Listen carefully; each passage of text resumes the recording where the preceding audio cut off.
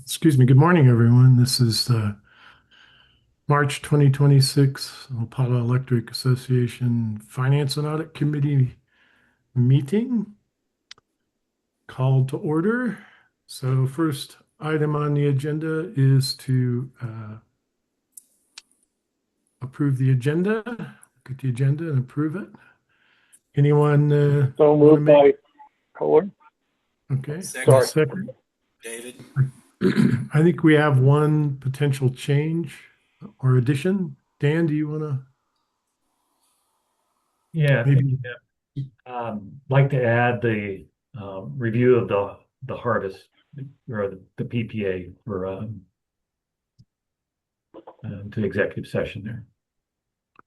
Okay, so to the executive session, item E, I guess, a review of a PPA with Harvest Energy. Is that correct? That's correct. Thank you. Sure. Then do we need to add, Tim, action after the executive session to maybe approve recommending that resolution to the board? We could. I don't think we always do that. We come out and Okay. if there is We're one, good. we can just do that. But I don't see our attorney's on vacation, so I don't think we can get the legal opinion. But that's my recollection, Kohler. Good enough.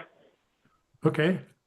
So all in favor of that agenda change, raise your hand, say aye. Aye. Okay. It's unanimous. So the next would be the approval of the previous FAC, Finance and Audit Committee meeting on February 17th. The minutes of that meeting, anyone want to make a motion so we can see So if they can moved. be approved? Second. Approve the minutes. Okay, so anyone have any changes or comments or anything on them? They looked good to me. Okay, so all in favor of that, raise your hand and say aye. Aye. Aye. So, Monica, you're okay with that? Okay. Yep. All right. Okay, so that's unanimous as well. And let's go on next to the January financials. We look at the 2 months previously, typically, and those are the actuals finalized for sure. Anyone have any questions or comments on the January financials? I do want to just make one comment. I just uploaded a revised January financials, just with some changes that we talked about on the rate stabilization. So some different presentations on that. Okay. And then we received the 2025 price date allocation this month. And so that slightly changed the balance sheet for January. Do you want to maybe quickly show those to us so we could, because I did not notice that off the bat. Sorry, I just uploaded it. Okay, all right. Right before this meeting, so. It might be useful to look at that, especially with regards to the rate stabilization fund, so that we understand going forward what that looks like. Okay. And I made that change also for moving forward with our February. But let's go ahead and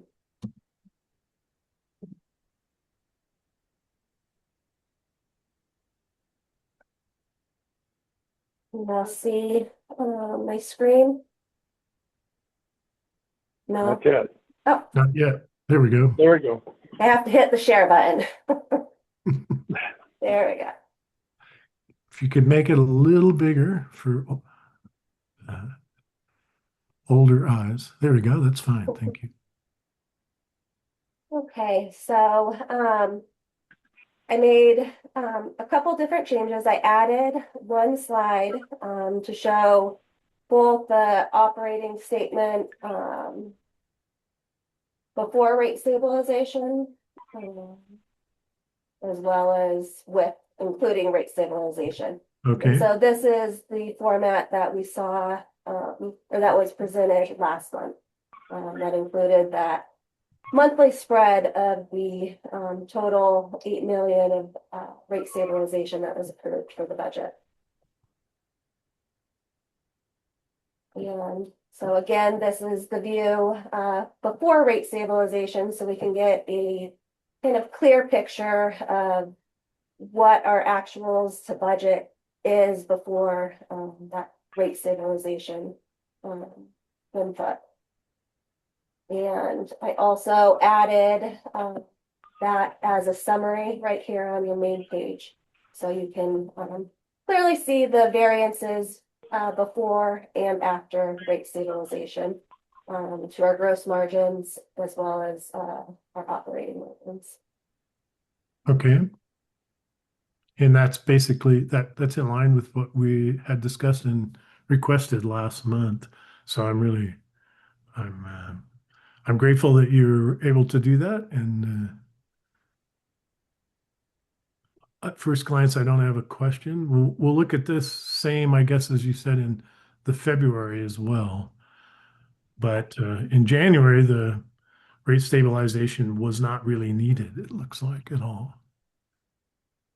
That is correct. Yes, we had a positive variance, operating margin variance to budget, even without that rate stabilization of 115,000.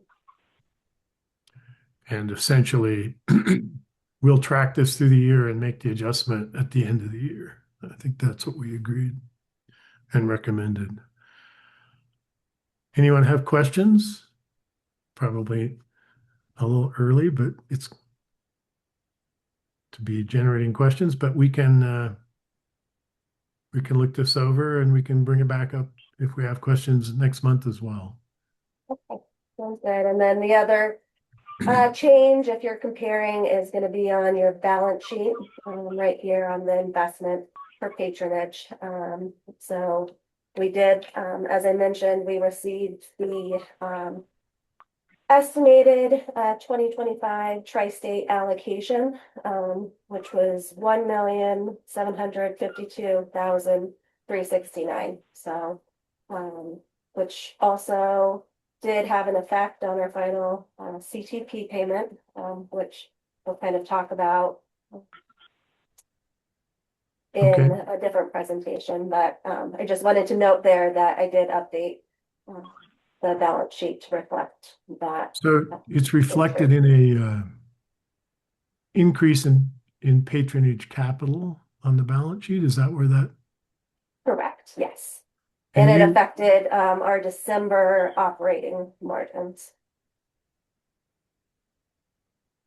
And that's always usually our final like true up for previous year financials, because we don't get that patronage allocation amounts from Tri-State usually until March of the following year. So Okay, but the allocations booked as part of December's.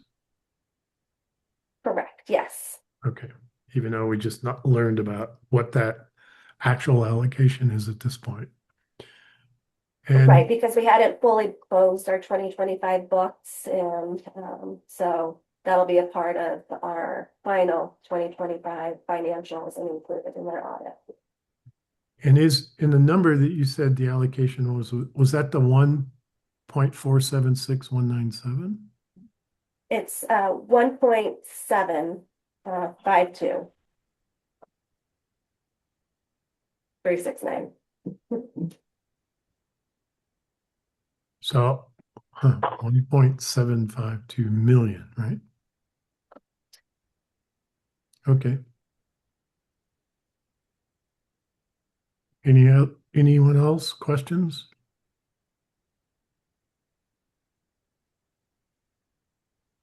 All right. Well, let's go on to the February then, please.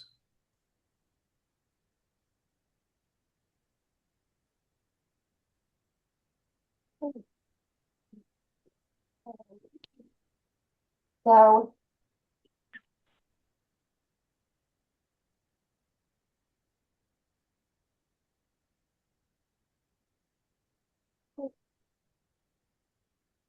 that big enough for everybody to see? Okay. It's a little small, but better eyes than mine might be able to find it. I don't know. So make it one There, click that's bigger, better. it makes it a And little. I've also got this one on my other screen here at home too, so I can follow along. So in February, we did report a negative operating margin of 301,561 compared to a positive budgeted operating margin of 95,000, creating a negative budget variance of 400,000. Primary driver there is our revenue. Our sales were down 12% or 1.2 million due to just warmer weather. Unfortunately, we didn't get the winter that we anticipated and that we usually get. So that definitely had an impact on our operating revenue. We sold less power, which in turn we had to purchase less power, which lowered our cost of power. But we did have a cold snap in the middle of the month, which drove up our demand. So it's not exactly a one-for-one correlation. Our O&M expenses, we continue to see those coming in slightly under budget, 8% for the month or 10% for the year. Primary factors there has a lot to do with our payroll being down a couple key staff positions. And then we also are seeing decreased legal and outside consulting costs in these first couple months of the year. And then if we move up to the highlights, our cash targets, once again this month, were a little bit under what the board set as goals. We did see an increase compared to last month, however, but somewhat expected with our cash having a direct correlation with the decreased sales. So, and then, yeah, like I said, you can see I've added that rate stabilization. So right here you have our operating revenue year to date is 21 million. Without the rate stabilization, slightly under budget. And then this would have been with the 2 months of the amortization of the rate stabilization. And then just one other highlight that I wanted to note is on the final page of the packet under our statistics section. The total miles of line, if you're looking at that, our current year-to-date number compared to previous year, you'll see a pretty large jump right there. And I just wanted to highlight the reason there. We recently changed our mapping software, our mapping and staking software. And so the way we were presenting the information previously, that report's no longer available. And so now these numbers are coming out directly from our GIS mapping system. And so we definitely feel it's more of a more accurate measure of reporting, but it did, we did increase kind of our comparison. So I just wanted to, again, highlight that. And on a moving forward basis, we'll be using our GIS mapping system to report the miles of line. Yeah, just a quick comment on that. I would say our old system was not as comprehensive, and I think this is a way better data set for us to use. So, but just I think it's important to understand the shift that happened there from the old software to the new.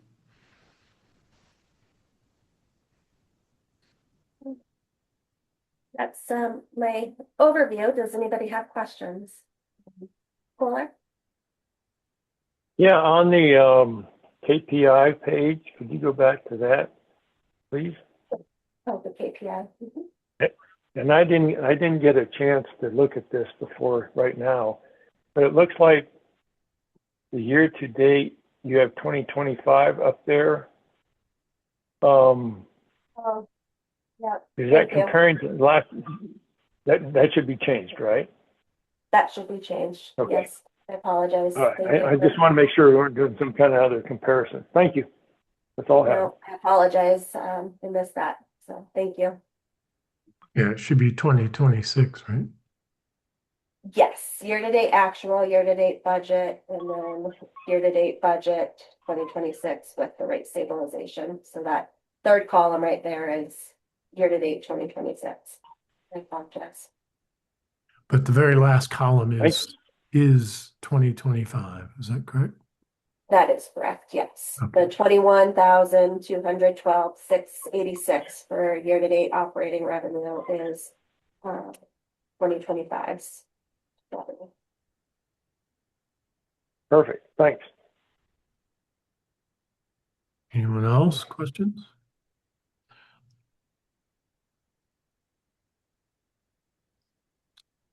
So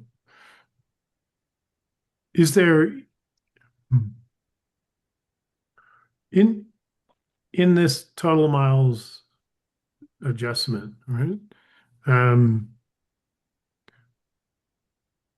Two comments. One's kind of a question is like, does that what other impact might that have on on operations and costs and so forth, right? I mean, is there anything at Yeah, all? Tim, I think it's basically the old data set did not include some of our assets. The new data set is much more comprehensive and complete. And essentially it's going to improve our KRTAs. I mean, we were taking care of all those assets and they weren't showing up in our ratios. And now they will properly be accounted for in those ratios. So I think the good news is our ratios are even better than we thought last year because now we have a better, more comprehensive view of some of those lines that were missing in the old data set. So I think that's really the only impact is that it will have a positive impact on our KRTAs. Okay. Just a follow-up to it. It's not like they were missing and we forgot to maintain them or anything. is it? Correct. Yeah. Yeah. Just the data reporting system that we had was not complete. And now we have a very complete set of data and we'll use that going forward. It's one of the advantages of the software upgrade that we did. So the comment then is there's nothing on this report, that will be shared with the board that indicates that. It's just a verbal comment at this point. And maybe it would be useful to put a footnote on here on this so that, the board is informed and later we go, why was that jump? Did we buy a new line or something? And Yeah. and so I would just request maybe a footnote comment at the bottom of that page that said, GIS and software improvement caught a discrepancy or something, with the miles energized. Yeah. Happy to do that. Okay. Kohler? So maybe this is under the KRTAs, but that will also improve our line loss, won't it? Our report on the line loss? Well, yeah, because I think about, amount of loss per mile of line, that ratio will improve. Is that what you're asking? Okay. Yeah. Yeah, exactly. Mhm. Thank you. Mm-hmm. And I do want to clarify that the calculation that you see presented on the financials, the line loss, doesn't take in the miles of line. That line loss calculation is based on the amount of power that the kilowatts that we sell and use compared to what we purchase. So that's what that this right here, this line loss is reporting on. Right. It's Okay. I thought it did include the mileage. Well, thank you. David? David? Oh, Yeah, sorry. other benefits of GIS is it'll help with the pull attachments. They'll be airtight as far as if there's any conflict and we get them all accounted for. It'll help for maintenance. You're sending somebody out to underground GPS, they know exactly where to go. It actually help a lot for dispatching if you have any weather issues and you need to go out there. So we did GIS a few years back where I used to work, and it was marvelous in that there's so much improvement versus a map that's not accurate. So look at it this way: you're trying to go to Walmart in a city, and you're off by a quarter of a mile, or it might not even show up. Now with a GIS, it'll be exactly there. Yeah. So the crews can find everything, and we have track of everything. And when you do an audit, there's no guessing. So it's I applaud y'all for doing the GIS. It's a huge positive. It's worth every penny.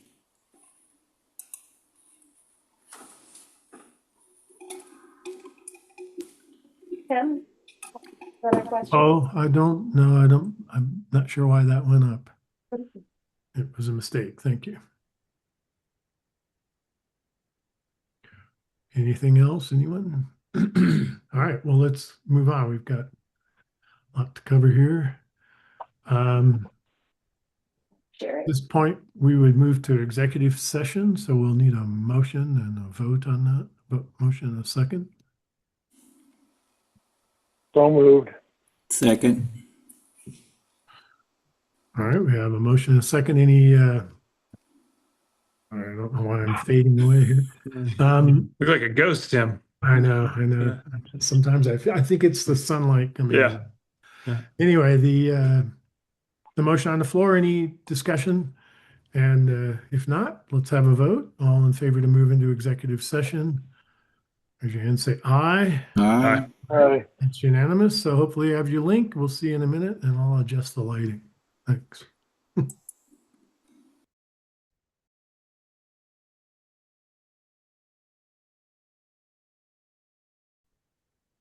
All right. We're waiting for one of the committee members, but this is a return by the March 2026 Finance and Audit Committee of LPEA, returning from executive session to take a couple of actions that come out of that executive session. And again, we're waiting for one more committee member, CEO Hanson should be here shortly. Fingers crossed.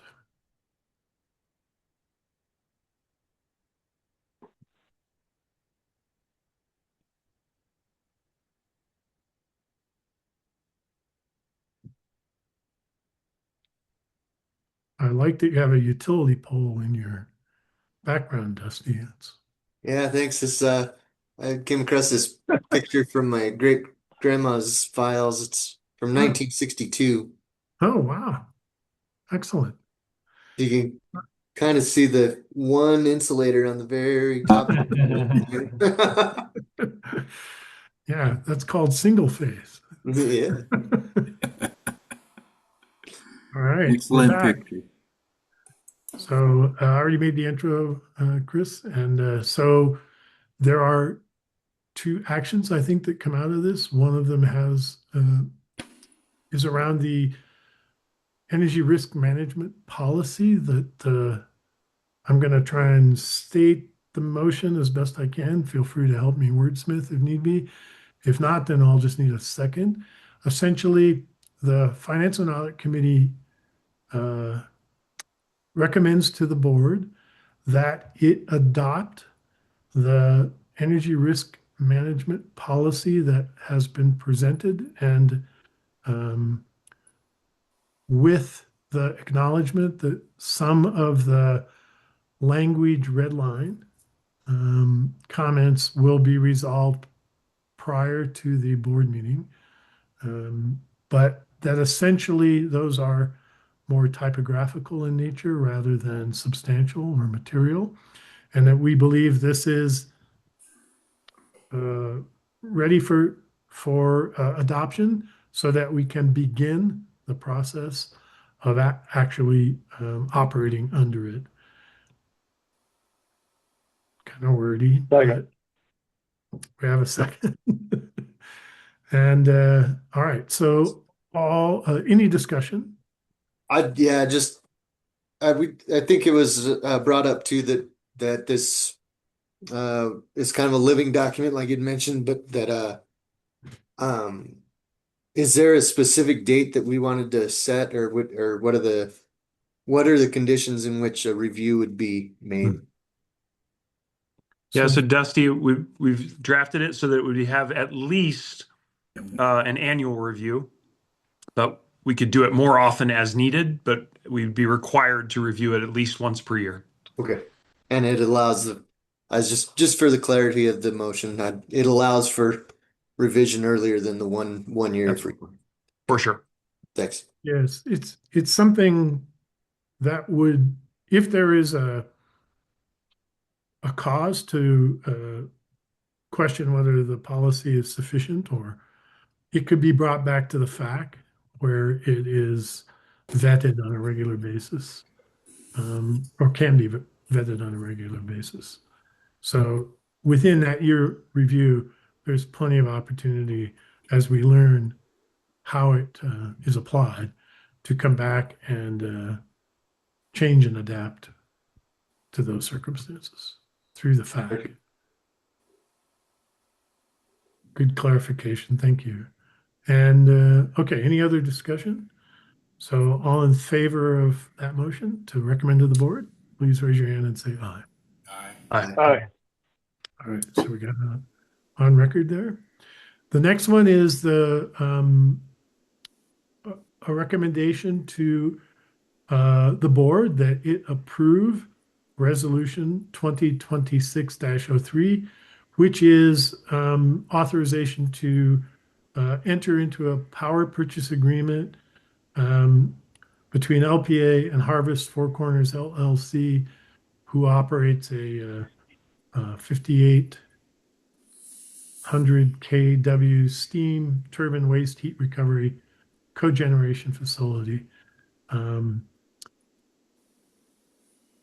As presented in the FAC discussion, and with some typographical errors that Director McInnes will have provided. So it'll have a few minor typographical changes when it gets to the board, but they're not material, and so the FAC is making a recommendation to adopt that resolution accordingly. I'll second that. Thank you, Dusty. Is there any discussion or question?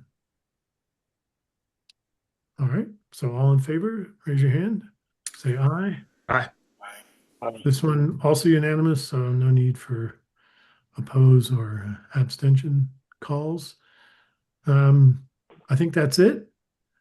That's all. I want to thank the staff again, once again, for providing such great information, and just be aware that the board meeting is not next Wednesday. It's a week from next Wednesday. So we'll see you then, and thank you very much. We'll get out of the Thanks, way. Tim. Yep, thank you.